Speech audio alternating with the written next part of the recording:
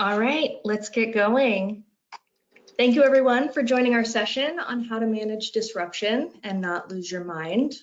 Today we have a panel of HR leaders to talk about the disruption we're dealing with today, which is of course the coronavirus outbreak. But I'm sure for many of you, this is not the first disruptive event you've ever been through, and it's not going to be the last. So I hope to provide everyone with ways to manage through our current situation, as well as disruption in general.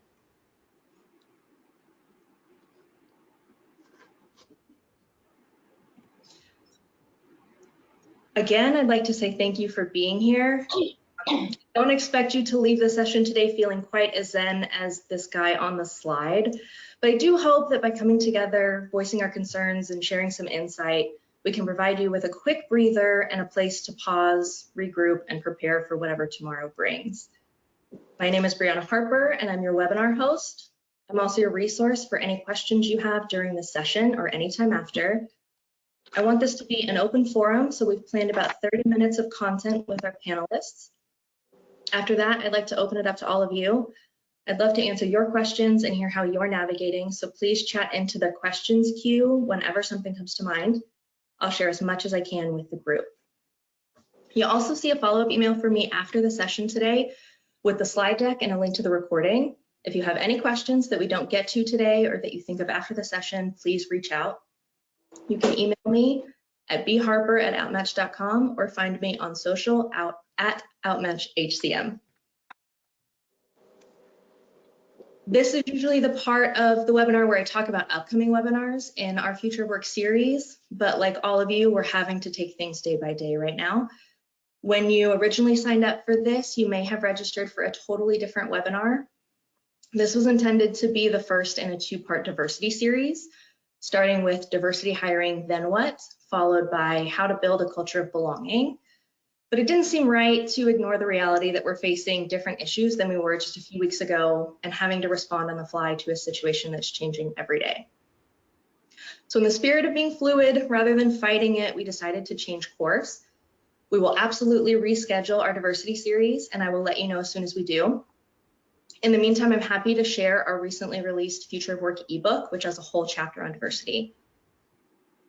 One last thing, today's session is valid for one professional development credit for the SHRM CP or the SHRM SCP, so look for that activity ID for me at the end of the webinar.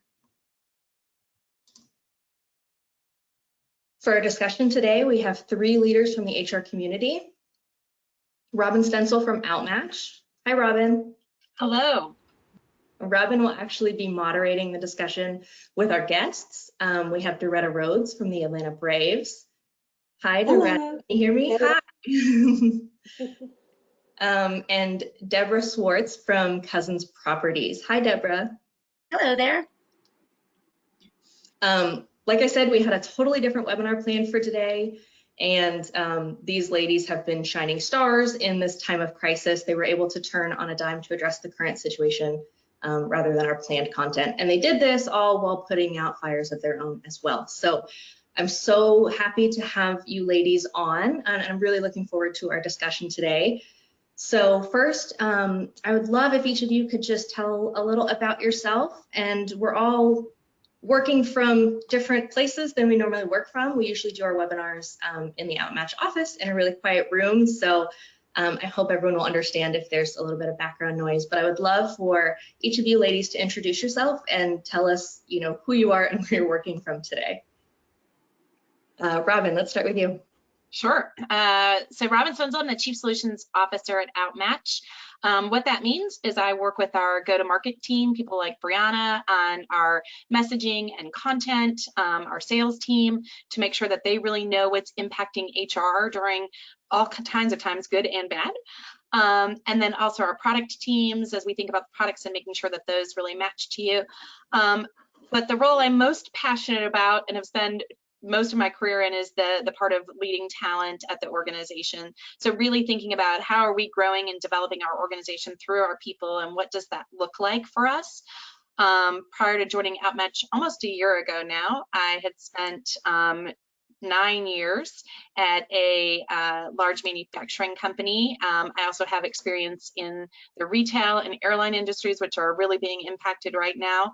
And I'm sorry that we're having to have this conversation, but excited to be able to share this as a community, because I think it's so important during these times that we're all talking to each other about what we're doing and how we're doing that. I am in my home in Atlanta, Georgia. So you may see, because I really have no way of containing her, a small dog popping up and walking through as we go through this session. So excited to be here. Thank you, Robin. Doretta, you can't see Doretta's face right now, but Doretta, would you please introduce yourself to our audience today? Absolutely, and I wish you could see me because I thought I had my picture on. So I want to make sure that everybody can. Hello, Doretta Rhodes. I am the SVP of Human Resources for the Atlanta Braves. And as you all can imagine, when we're talking about all of this, a lot of it has to do with the fact that some of the messages that we're even having to deal with our organization, we're getting from MLB. So it's one of those things where we're really having to kind of measure what that looks like. My office is actually at the ballpark, and so we actually, for a brief period of time, close our offices. So there's a scant crew that's here with me being here. So hopefully you all be able to see me shortly.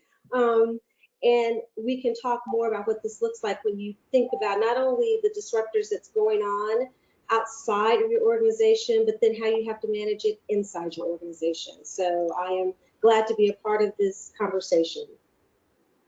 Thank you, Doretta. And Deborah, over to you.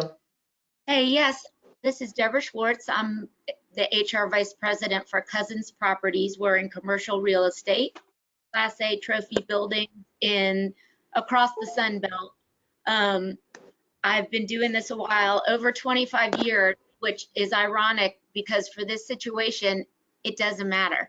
It is a level playing field. We are all in this together, and I have been overwhelmed with joy at the amount of connectivity I've had with HR people, both in my industry, in my city, the ideas we've shared. I mean, we're just going through this together. And I really think that is the way to go. As an HR professional, we need to be connected right now. Yeah, I totally agree. So thank you again to each of you ladies for jumping on and kind of taking on this content on short notice. We've got a really big group on the call today. So thank you everyone for joining us. Let's get going. So these are the topics we're going to discuss today, but I'd like to do a quick poll just to see where everyone is at. So I'm going to launch this and let you guys tell us what your biggest concern is right in this moment.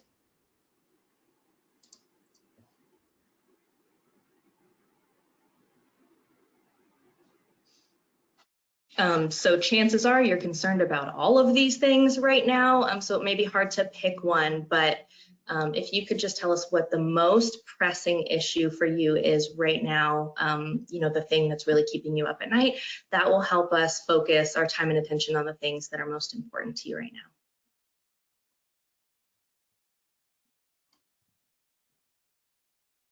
So we're getting some answers in. I'll leave the poll open for just a few more seconds, and then I will share the responses with everyone.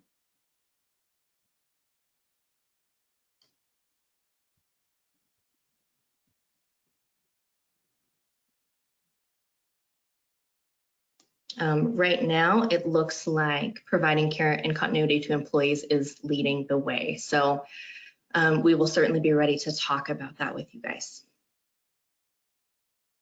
All right, let me close out the poll and share the answers. Wow, yeah, I mean, I think this, you know, it's interesting, Brianna, as you look at this sort of providing care and continuity to employees. I mean, as Deborah mentioned, this is an unprecedented time for us. And so really making sure that although we may not know all the answers at this point, that we do have sort of at the front of the mind our employees.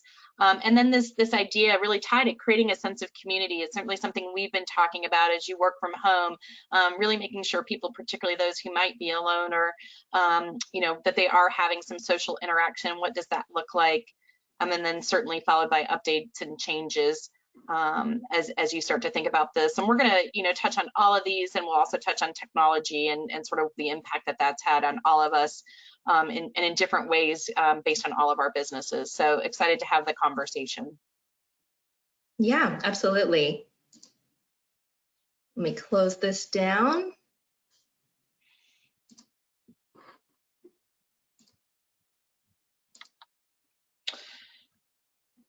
So I think, do you mean, sorry, we're normally in the same room, so now I'm looking at Brianna. Do you want me to jump in here or do you want to keep going? Go ahead, Robin. I've got a set of questions that we're going to go over with the panel, so I'd love for you to take this on and we can kind of frame this for everybody. Yeah. We know that while everyone's being disrupted, it looks a little bit different in each of our worlds because we each were set up in different ways. You know, I think just from the simple fact of working at home as one example, you know, we at Outmatch do that periodically, so not as hard. But then there's been a lot of disruption for us to our customers and what that might look like. I'm curious, you know, Doretta, you and I were sharing some stories the other day on the phone about kind of your workforce and what this meant for you all as it relates to the Braves and MLB. Maybe you could kind of take a stab in sharing what that looks like in your particular circumstance. Sure. I think one of the challenges for us, quite frankly, is that you think about it, we have two different workforces. So of course we've got our front office. We also are dealing with our game day staff. And what you may see that has just recently came out from MLB is that there's foundations that each one of the MLB teams are going to actually continue to pay our game day staff as we go through this disruption. But the reality around that is that we had to take a lot of things into consideration and understand exactly how we needed to do that. And so in my world, what's really interesting is that there's so many different interplays that we have to deal with. Not only are we listening to what the MLB is telling us, but for the Atlanta Braves, we're also owned by Liberty Media. So there's all these things that we have to take in consideration before we even go out to our population. But the reality is that we want to put people at ease. And what does that look like? And how do we begin to really understand how we do that for them? So just as you all can imagine, I'm on several different calls every single day. And as we just were talking, my CEO came in to ask a question. So we just have a lot that's constantly going on that we really have to think about and consider. That's great. Thanks. Deborah, how about you within your business or both your business and what you're hearing? It's kind of interesting. We've got our employees, but then we have these humongous buildings filled with hundreds of people in very close quarters. So we've been trying to communicate proactively, tell them what we're doing. We've been very stringent about sticking to CDC guidelines and making sure they knew we were not giving them directives on how to handle their workforce. But we have come up with ways to manage our properties. We are looking at, we have smaller staffs and we're doing different shifts. I'm actually at our office today, basically making sure no one's here. But we have IT resources and we have building engineers at our properties, but we're giving people a chance to be home at the same time. So one shift comes in one day, the next shift comes in the next day, because there are all these considerations around childcare and kids out of school and just all these variables that we hadn't ever been faced with before. Yeah, I think, you know, as you talk about some of that and kind of you've got kind of that same base of you've got customers that you're worried about and what does that look like, as well as your employees. Can you tell us kind of what are you seeing? Are people still staying in your buildings and working? Are they asking you all questions about that? They have been asking questions. A lot of companies have sent people home. And it just because of what the government's advising at this point. And it's a new normal. And I feel like we're having to communicate with our customers around that and our employees around that as well. And the challenges, I keep seeing a lot of emails going back and forth about how to work remotely. But I'm not, and it's all work related, but I really have been thinking a lot about like, how do you establish a new life? I mean, it's really easy not to get dressed. It's easy to stay in your pajamas all day long, and it's easy to sleep in, but it just kind of seems like the novelty of that freedom is going to wear off, and we want to be able to support our workforce in having a routine. I'm workforce obsessed right now. They're just on my mind, and every day it's changing, and I'm just trying to be ahead of it. But it is just consuming. Yeah, I think that's, as you talked about too, you've got employees who can't stay home, right? Those buildings, regardless of whether there's people in them or not, have maintenance issues and other kinds of things that have to kind of keep going. So making that, both you and Doretta both brought up something I thought was really interesting too, is you're managing multiple bases, things right from your customers. So I think, Doretta, you talked about managing both kind of what are MLB expectations as well as from the Braves organization, and what does that look like and how does that differ? And Deborah, you mentioned customers, in your buildings, and as well as what does that look like for your workforce? And I think we're finding the same thing at Outmatch, is we're trying to think about how do we care and feed our employees, yet we know that our customers, some of you who are on the line, are also being impacted, and we support you in hiring needs that maybe aren't going on, or development needs that you can't focus on right now. And so I think there's just a lot as we start to prioritize and start to look at that, and what do those things start to look like in a new normal will be more of sort of what comes up. And I think we'll get into it a little bit as we ask kind of a few more questions.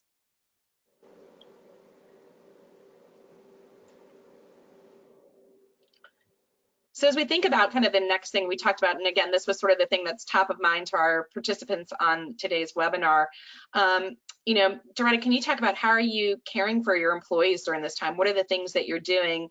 What kind of communications, how frequent, how formal, informal, what does that look like in your organization?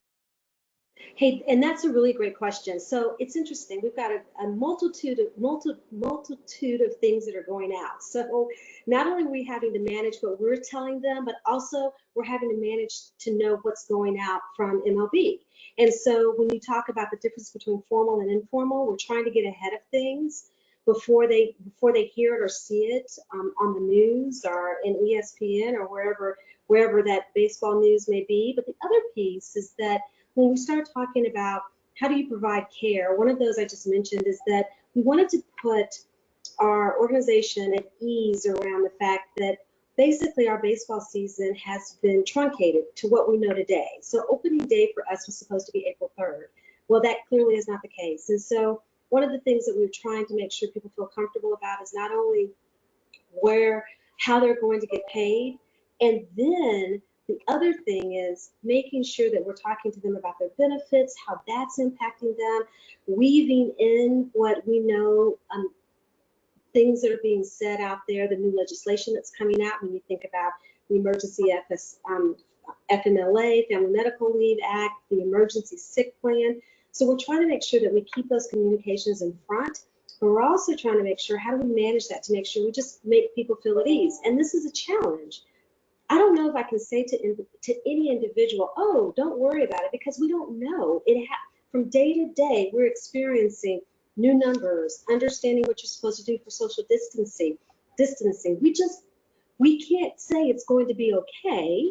We just have to continue to say we're going to support as best we can, and we're going to move fluidly throughout this whole entire process. Yeah, I think you're right, that unknown of, we all kind of sit in this world of wanting to say it'll be all right, but we just don't know what's happening. Deborah, how about for you and your organization, or for those people that you're connected to? What are you hearing about sort of care for employees? I'm hearing that people are being the most fluid they've ever been before. They're doing things like suspending their PTO policies to make sure that people are not coming into work sick. They don't want them to feel that pressure if they have a sick family member or they're not feeling well. Another issue, we had people who normally ride transit are afraid to take public transportation. So we made arrangements for them to be able to start driving to work. Reminding people about resources we have, being straightforward that people are afraid right now, and we have employee assistance programs to help people. I mean, let me think, what else? Another thing I'm trying to really get a grasp on is how I can keep everyone connected. I was telling Robin yesterday, I rolled out a challenge, a wellness challenge, where the American Red Cross is desperate for donors right now. And while I was trapped in my house going insane that I'm just sitting there doing nothing to help, I decided to go give blood. And then I thought, well, what if we all gave blood? So I put out there a wellness challenge that if people go and give blood and send me a picture of them in the chair, they'll earn money towards their HSA incentives. And we always do incentives with money towards that, but this was on the fly. It's a temporary offer. And I'm just kind of thinking ahead, like I'm expecting we'll have decent participation, and then we'll have all these pictures, and we can make, you know, a poster of how we help fight the coronavirus. So I'm just trying to think about what can we do together while we're apart. I think, you know, kind of as you both have been talking, a couple of things that I just jotted down that I think might be important for the broader group to think about. You know, Doretta, I like this part of let's get ahead of what's coming out of the media. Let's, when we can, let's have our employees hear from us versus someone else, because I think that helps people feel more calm, more relaxed, more like they know that you're caring for that. So I love that you're working to do that. And then sort of thinking about how do we kind of keep these things, you know, both of you kind of have this normalcy, right? In a time that's not normal, how do we keep things consistent? Pay, benefits, health incentives, you know, what are those things that we're doing that we would do during normal times? We might have to do them a little differently than what we did before, but really keeping that normalcy. And I think kind of too, you know, Deborah, you talked about, hey, at some point it gets old sitting in your pajamas. So how do you kind of get up and how do you stay connected? I know, you know, for us at Outmatch, this idea of cameras is on all the time. So I'm very incented to shower and not show up in a ponytail with no makeup, because I really don't, no one needs to see that. So really kind of being able to create that environment and that normalcy for each other to see that we're still there and we're still engaged in what we're doing. And there are some of these, and again, things that aren't so normal. Again, you might see dogs walking behind me, but you wouldn't see that normally. But again, what does that look like? And how do we sort of mix this vulnerability, because we all feel a little vulnerable right now, with this normalcy to kind of make sure that we're providing that care and feeding. I think too, as we think about communications, it's really kind of sticking to those channels that your employees know, and when you need to, making those changes. You know, we do something each week that we call Keg of Greg, Greg is our CEO. And you know, it was one of those things that we're pretty good about, but sometimes we don't do it or we don't have a lot. But we know that during these times that has become an important channel for us to make sure that we're staying connected and that we're doing that. And again, whatever those things that you can do to provide that normalcy, I think really helps during these times to sort of settle people, because it feels it's different. I'm working at home, but these are the things I do every day and they feel a little bit more normal. And I think there's an educational component with your managers, because managers a lot of times aren't comfortable with flexibility, or if I can't see you, you're not working. And it is critical. They're the face of your company. And so that behavior is going to be how the company's response was perceived. And so I kind of feel like if managers are a little stiff, maybe you need to say to them, you know what, it's okay right now. None of us know what we're doing.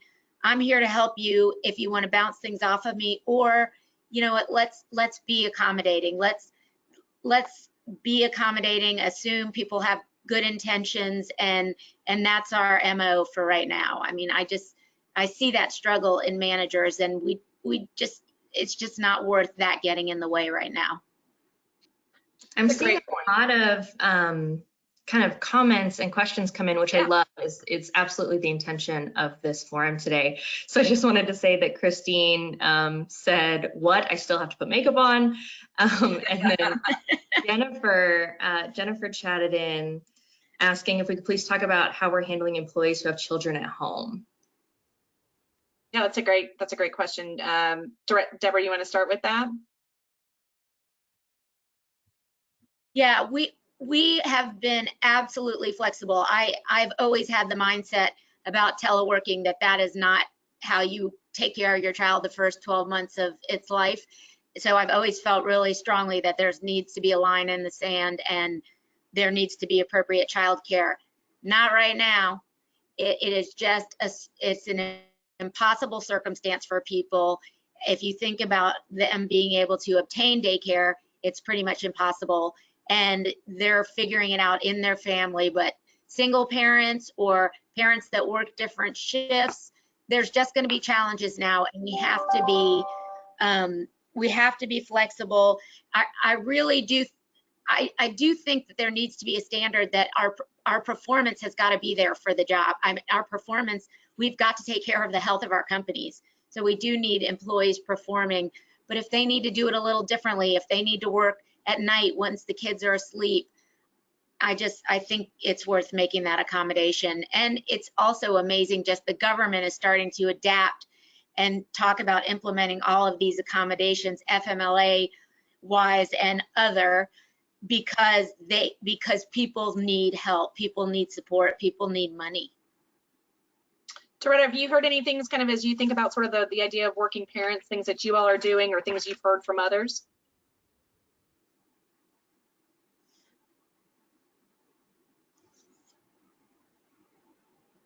Maybe we lost Doretta.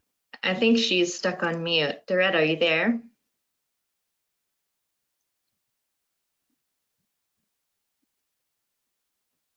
We might have to let her jump back in. I got another comment from Sherry that said we went ahead and loaded 40 hours of leave for our staff to use at their discretion, which really started to reduce some of the fears in their workforce.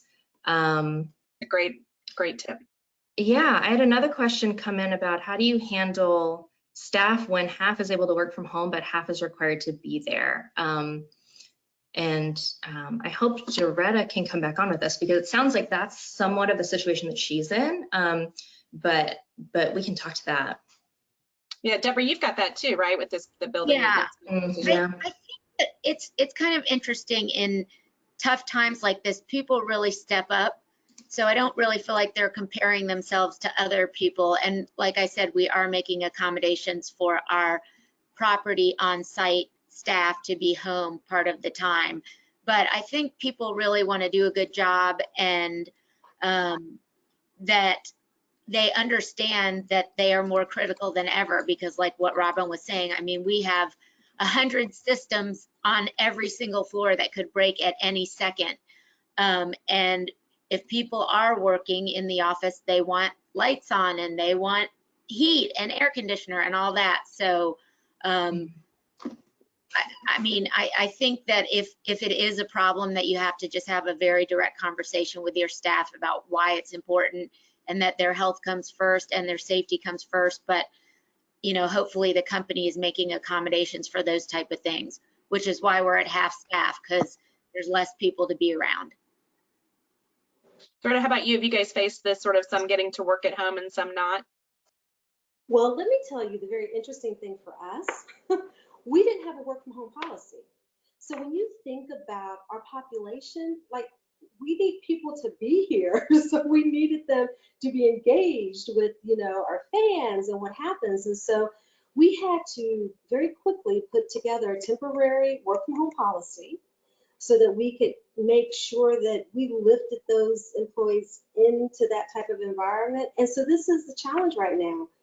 Not only did we have to do that, but then we started to have to talk to people about what does working from home mean, when that wasn't something that we were typically doing. And it wasn't that we didn't want to do work from home. It's just what our body of work wasn't that. You know, you had some populations, very small groups that could, but for the most part, we are a fan-facing service sports entertainment organization, and that's what we do. And we look at people every single day. So for those organizations that already had it, I applaud you guys, because now I really need to start thinking moving forward, what is it that we need to do, as opposed to spin something up really quickly, that we have other things that are in place that is a contingency part of how we need to do it. And so I'm in a very different place than I probably think a lot of organizations, because we didn't even have it. And you know, I have my leaders talking about, well, this is great, we have it now. And we had to think about what are those components that make you have to have work from home? Like, people need equipment. People need to be able to talk on the phone. I mean, it's all those things that we started to have to think about in a very short period of time, literally 24 to 48 hours. Mm-hmm. And that really dovetails into the value of business continuity plans. Oh, yeah. We put one of those together about a year ago.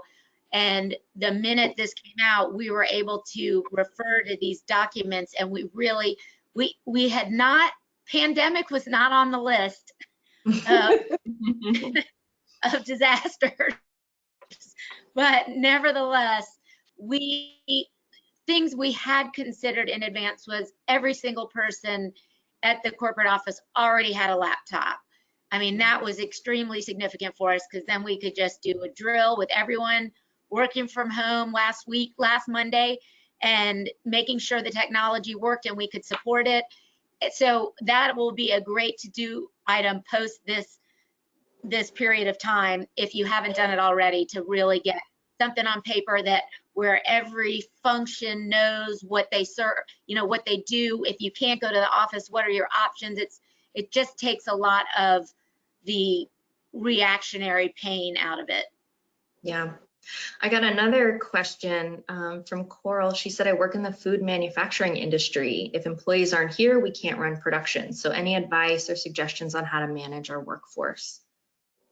So Deborah and I actually worked together before in a manufacturing environment. And we know, and we've been talking a lot to our colleagues who are still there and needing to run shifts and 24/7 operations, and what does that look like? So again, we came out of the packaging industry. So for all that great foods you're making, hopefully, you're getting packaging that comes along with that. And so how do you do that? And I think, what we're hearing is lots of communication to people.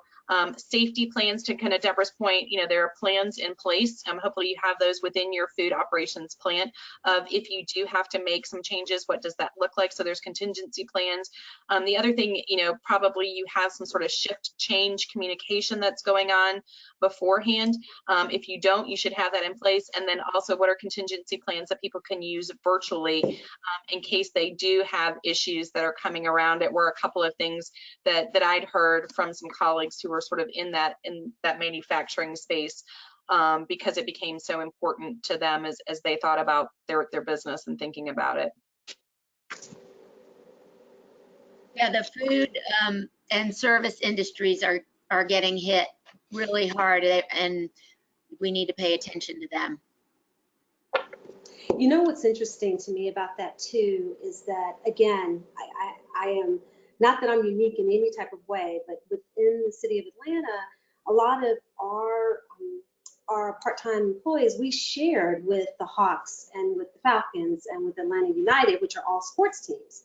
And so the interesting thing is that one of the conversations that I've heard is, we know that Kroger, Publix, and also Amazon is hiring, and is it that we say, oh, let's think of other options? And I'm speaking specifically about our part-time staff, because we want to be able to provide other solutions for them. And it's not like, the best analogy I can give is that we still want them in the bullpen. Like, we still want them ready to go, because when we spin back up to play games, which is what our goal is, we still want to have our good people there. We just want to think of other options to support them during this time frame, knowing that there's some things we can do, but what are other partners out there that we can work with that can also help us as well with that population, and just thinking through that as well, and really talking about collaboration from a workforce perspective across different cities and organizations.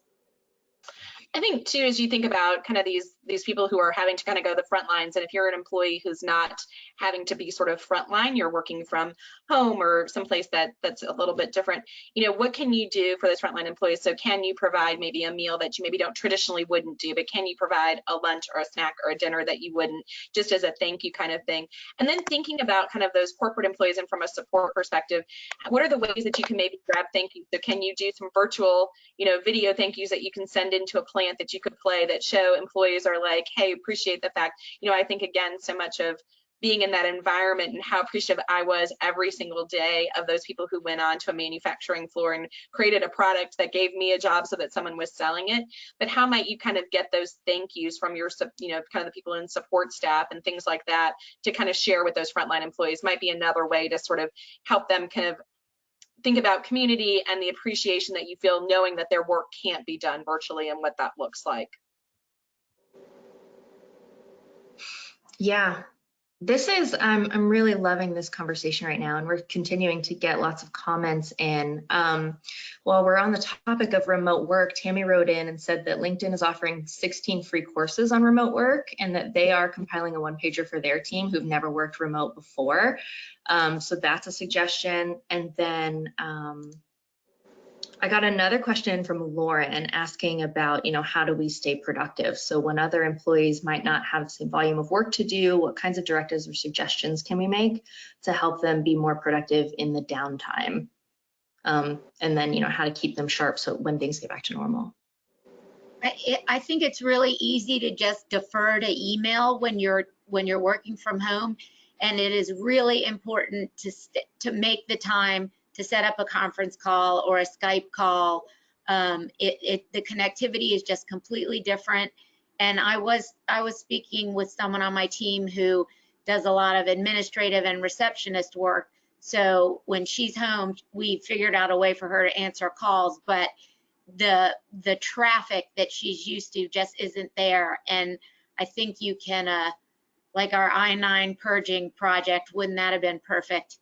Too bad we already did. But just finished, I was like, no. But something like that that's kind of been on the back burner, you haven't had time to slow down enough to get it done. Those projects are always waiting in the wings. They're housekeeping, but they matter. And I think if you kind of flip through the big picture of what your function looks like, some of that stuff is lying around and you might be able to get it done at this time.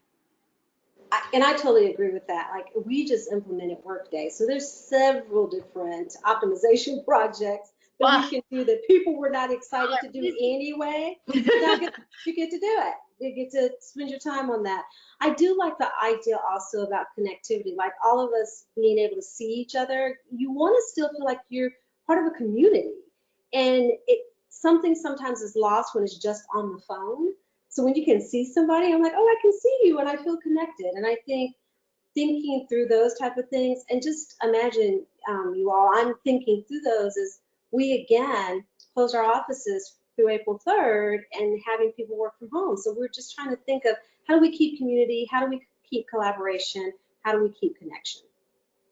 I think too, just that, I think the kind of some of these things are sort of the tactical side, but thinking too about thought leadership, right? What are some of those things that you just sometimes don't have the headspace to think about in the office because people are coming at you regardless of your job, and you don't really get that chance to sort of think big picture and strategically and what might I do?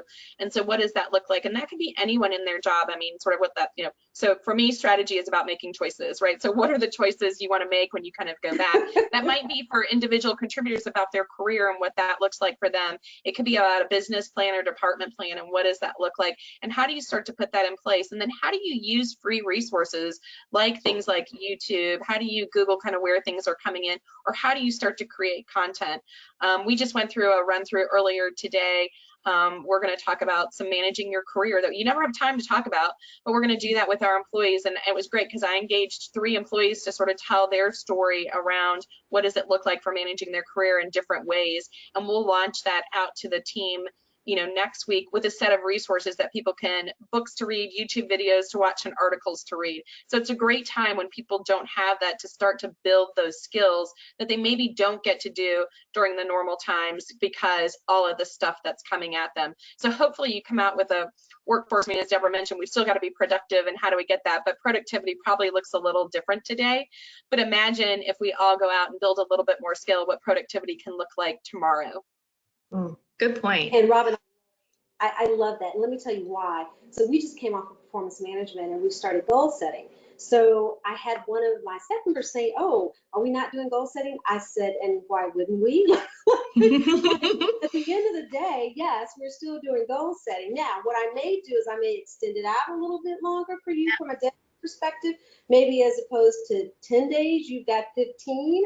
But at the end of the day, and this is the reality I think we're going to have to think about, because I have a feeling that we're having this disruptor call. We're going to have another disruptor call when everything spins back up, and we're sitting here and we're like, oh my gosh, what's happened? We've got to get people back engaged the way that we need them to have that happen. So from a business continuity standpoint, we're still doing goal setting. We're still doing those things that are functioning you in your role that you, to your point, Robin, you come back and it's not the same. We're in a new normal, but then you're back in another normal that you've got to get ready for and that we need to be poised to do. So goal setting is still happening for us. Yeah, That's awesome. that's a great point. I got a question in from Ashley asking if we could share our work from home policy. So at Outmatch, we're a software company. We're about 50% remote already. And we have, especially people in the IT team that are just all over the world that have been used to this type of environment. And different teams have a different, amount of people who work remote normally. But I can definitely type some things up, like, how we've kind of been operating even before this, and then share that with the group if that would be helpful. And then I got a question about hiring. So Natalie asked, how are you managing pending new hires that cannot be onboarded remotely? If we delay their start date and they have already given notice, should we compensate them? I think, look, you're all going to be in different places in your business. For some people, you might be facing the fact of, I've got new hires and I can't support new hires because my business, right, isn't growing in this place. As a matter of fact, if you saw today, there's organizations that are furloughing employees and having to let people go.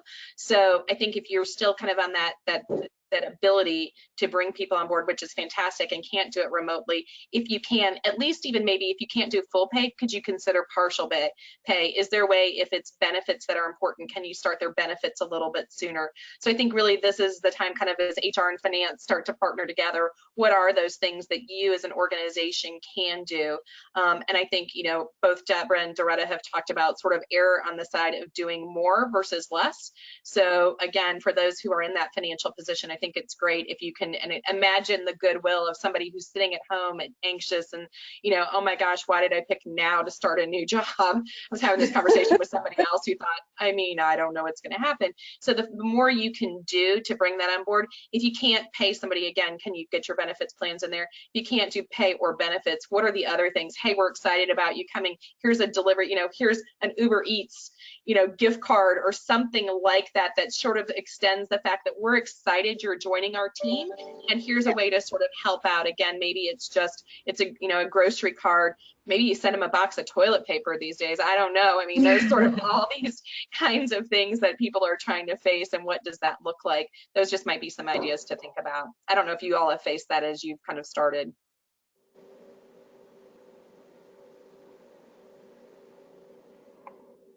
No. Okay. Any other questions that you've got coming in? These are great. Yeah, these are great. I think Robin and Doretta, you both touched on this. Doretta, you were just talking about the goal setting project that you just went through. So someone wrote in, how are you managing performance? Business as usual, or are you modifying your performance process? So I think that's a good place for us to talk about, where do we try to be agile and shift quickly, and where do we try to kind of keep focused on those further out targets? Well, you can't argue with the result there. I like to start with the results, because then you don't have to micromanage someone. There's a deliverable and that's the expectation. But there is some project work that just is not realistic to be done in this circumstance. So you go back and look at how you mapped out initiatives for the year and shuffle some things around. And if things aren't getting done, I would be willing to address that with an employee. I might be a little more sensitive to the fact that is something else going on there that is causing it. Do they have 10 kids and the house is insane or whatever? But I think you have to. It's not. We do still have a responsibility to our companies, like I said, and we want our jobs to be there when this is over.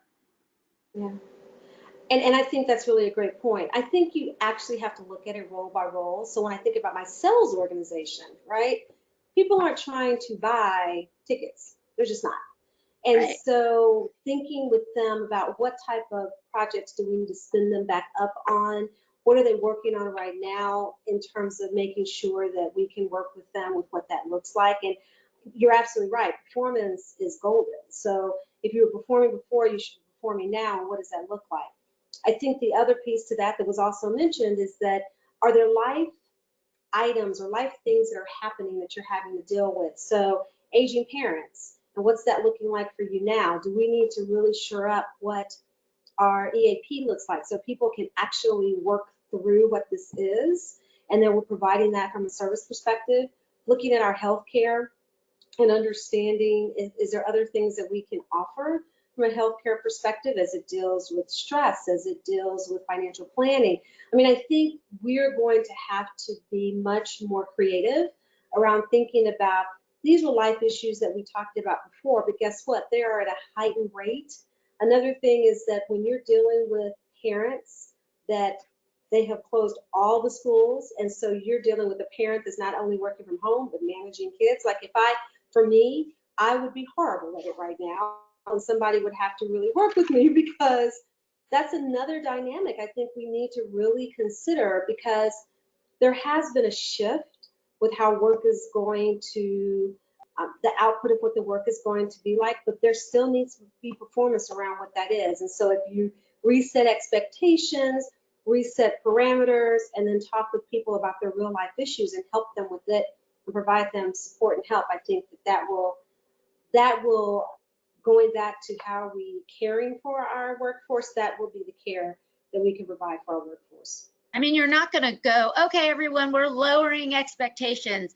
Mediocrity is good enough for right now. You can be mediocre. You're not going to do that. You're going to alter expectations and you're going to reshape things. So I think it's an easy conversation to have when you approach it like that. I think too, as HR leaders, right, it's really our responsibility to be working with our CEOs and CFOs and sort of other senior leadership teams to say, what are the expectations now? What is that from that business, output standpoint? I mean, Doretta talked about sales, right? Her team would look a little, and our sales teams, right, would look like a little bit like we were blind to or deaf to what was going on if we went out and tried to sell things to, imagine at Outmatch going to a restaurant customer now and saying, hey, would you like some software to help with hiring? I mean, that's a little tone deaf. So how do you make sure that you're getting through that? And so now how do you reset those expectations? What is it that your CEO, CFO, and leadership teams really expect? And then how do you communicate that down to the organization so that, again, people know what their expectations are. They know maybe that it's okay to take this time to spend some learning, but we're going to then ask you to come back and teach somebody else something when you come back to the organization, or we're going to ask you to lead a project because we ask you to put a project plan together that you can't maybe execute from your home, but you can get ready that when we come back. So again, that they're really keeping sharp on those things I think are important. Doretta, I love that you brought up salespeople because we got a handful of questions about sales performance and how to manage that. Right? I'm so glad you went ahead and addressed that one. Kristen also said, I think one internal opportunity for companies where there's a mix of experienced virtual workers and those who've never done it before, putting them together and giving them some networking opportunities. So I'll just share, I mean, at Outmatch, we use Teams, so we're already pretty plugged into that collaboration tool.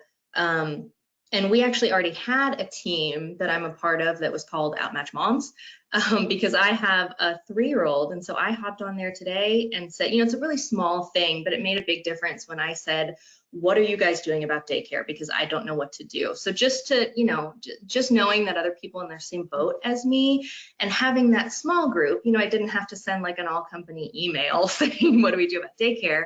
I was able to talk directly to the people who are affected by that. And then as needed, we can kind of communicate out from there. But I mean, that's just a small thing we're doing at Outmatch that maybe is something that you guys can take on in your own companies. I think too, as we talked a little bit about before about work from home policies, and maybe if you didn't have one before, I heard on the news about all these school systems where kids weren't either having internet access or they didn't have a computer at home. So how are you enabling your employees to work at home? May also require you, again, this is sort of a financial conversation. So how are you partnering with finance? But do you offer some sort of stipend that allows somebody to maybe it's pick up your bandwidth or get internet at home if that's something that you didn't have in the past? It doesn't have to be for forever, but again, for this period of time, we're going to have this allocation so that you can work at home. Or are there people, maybe your kids are not getting it free school? Is there something you can do in utilizing that? Or can you reach out to a provider that can help you, particularly for an industry that's being more harshly impacted by what's going on? Might become another way to think about how do you help your employees and how do you bring that community together is to enable them to do that. I know we had several people ask and say, yep, I can bring a laptop home, but really to do my work, I need a monitor.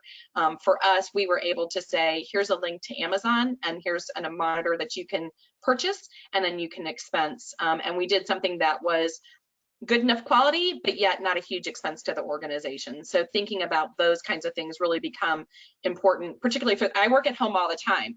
I'm either on the road or I'm at home. Those are kind of my options, mostly on the road. So I was very equipped to do that, but I realized not everybody's in that same situation. Yeah, I got another hiring question from Allie. For someone in a recruiting heavy role who has been told there's a freeze on hiring, what recommendations do you have on keeping candidates warm? I think being honest, just having the conversation. I mean, I know, again, what we typically would understand as business continuity isn't what we're used to, right? Think about what happened in 9/11. And some of us we're dealing with something very similar, not quite the same, but very similar in terms of disruption. And so I think the conversation, again, is that if there is a hiring freeze, we still want to talk to you, especially if it's great talent, because the spin up is going to be something that we all are going to be talking about in these next few months. And how are we going to manage that? And so I think just being realistic with individuals, being transparent with individuals about what this is right now, because it's not like we're not all dealing with the same thing and experiencing the same thing, and people are hearing it. So I think if we're just honest about this is what our organization is doing today, and I want to just keep you apprised of what that looks like, and just having those conversations and continuing those conversations. Or just calling and saying, how are you? Because Yeah, people, that too. I mean, some people feel trapped, and just saying, oh, wow, this recruiter who works for this company I'm considering to go work for thought to call me and check in. Wow. You know, you're kind of like, you can just give them an example of what kind of culture you come from. So, I mean, it's the little things. Right now, it's the little things.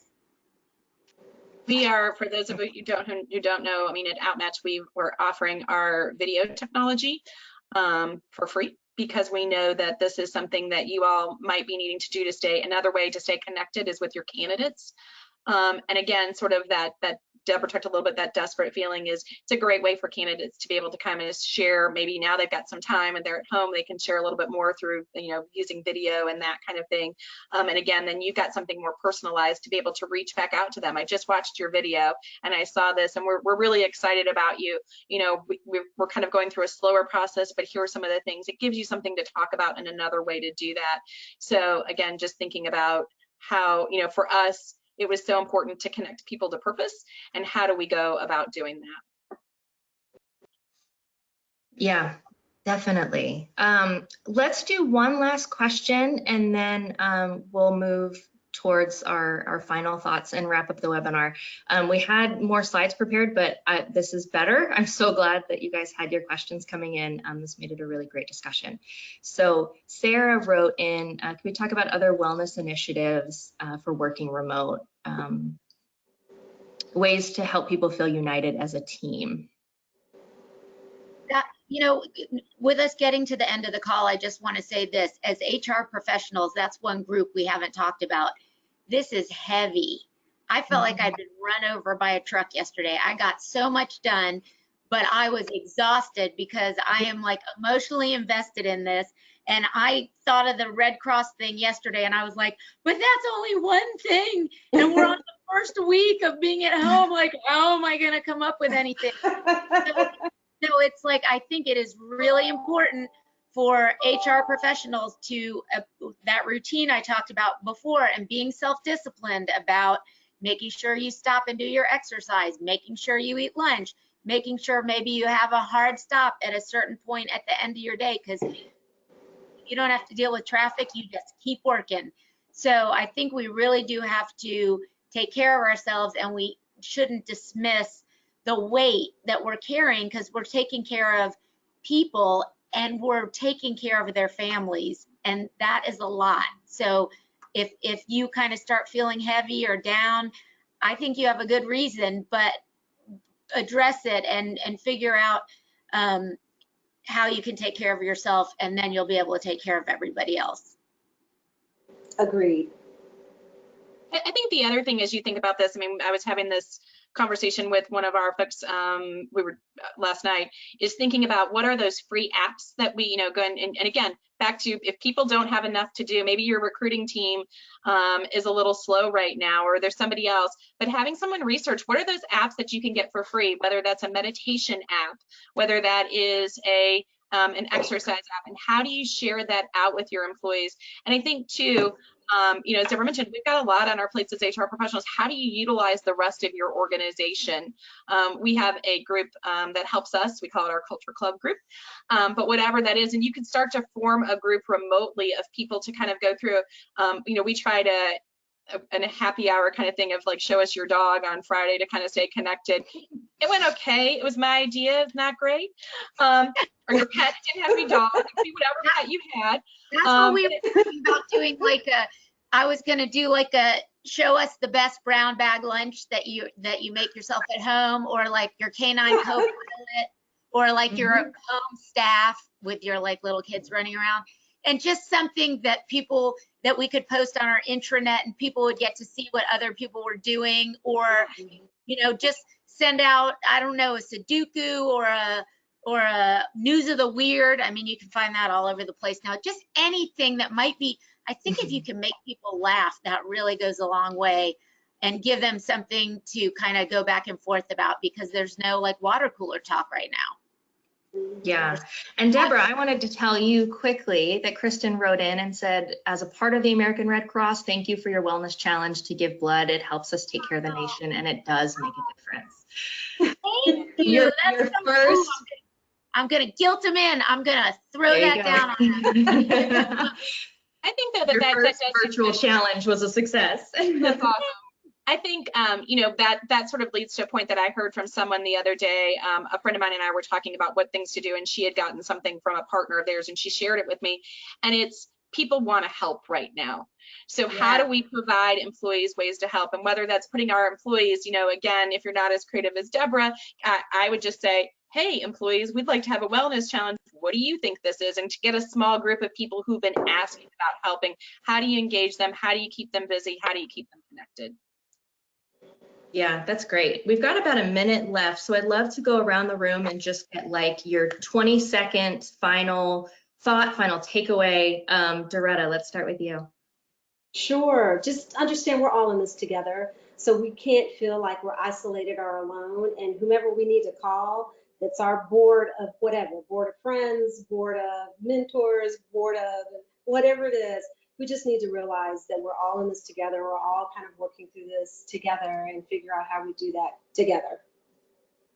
Yeah, definitely. Robin, what about you? Yeah, I would just say, gosh, utilize your network, utilize your resources, utilize your family, certainly your HR community. But in addition to my great HR community and networks, I'm getting great ideas on how to help people through other resources. So being able to be open and talking about sort of what's going on, and being vulnerable. I mean, I think as we put this together, Brianna and I talked about like, should we be holed up in a room in our house? What should we do? And we just decided to be open in who we are. Now, I did put makeup on, so whoever asked that question, yes, you're not that vulnerable to anybody. But, that vulnerability, I think we as leaders need to show that we're vulnerable during these times, that we've got a plan, but that, look, we're human too. And it's really important for employees to see that. Yeah. Deborah, what about you? My last words of advice? Yep. I don't know. I mean, it is terrifying, but if you're looking at it professionally, it is the most unique opportunity you've had in your career so far, because it's never happened before. And we take care of people. So, I mean, every day I'm kind of like, when I can take the emotion out and like intellectually, it's just an unbelievable, like learning and growing. Like I'm thinking of people who are, 3 to 7 years into their career, like, wow, if you pay attention now, you're going to walk away with things that you will use throughout your career forever. Not the pandemic part, but that how you deal with people, and how you deal with emotion, and how you deal with change. And it's it is an opportunity right now for HR folks if we're paying attention. So there's a little upside, little pandemic up.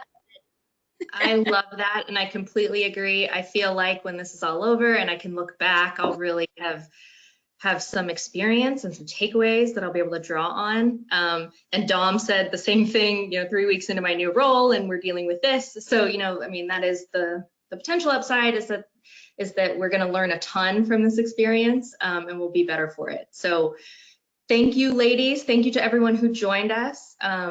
Before you go, grab your SHRM code if that's something that you need, because professional development is still a thing, even in times of crisis. So thank you again, and I hope to see you all back for whatever's next. Bye, everyone. Bye.